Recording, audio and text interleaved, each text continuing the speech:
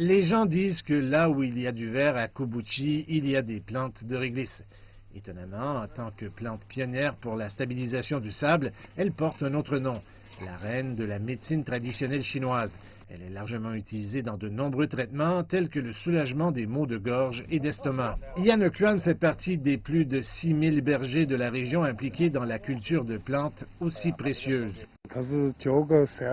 Chaque fois, nous signons un accord tripartite avec la société et le gouvernement pour une durée de 3 à 5 ans. Ils nous fournissent des terrains et des installations, tandis que nous sommes responsables de l'entretien du terrain. Au moment de la récolte, nous gagnons environ 8 yuan pour chaque kilogramme de réglisse.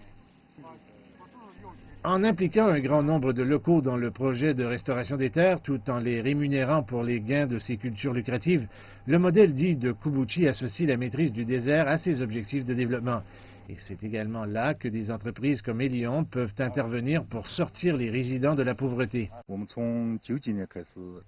Nous avons commencé à mener les gens de la région à cultiver la réglisse dans les années 1990. Puis nous avons développé la nouvelle technologie de plantation horizontale. Cela élargit en grande partie les espaces verts et augmente les rendements. Dans le même temps, notre société peut réaliser des profits de 100 millions de yuan, soit près de 15 millions de dollars par an grâce à des produits liés à la réglisse tels que des médicaments et des produits cosmétiques.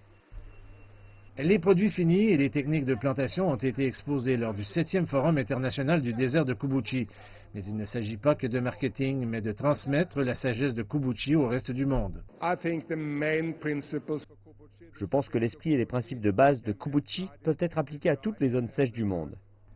Après 30 ans d'efforts, la couverture végétale occupe désormais plus de la moitié du désert de Kubuchi. Mais les habitants disent que le contrôle du désert est une vocation qui se transmettra de génération en génération.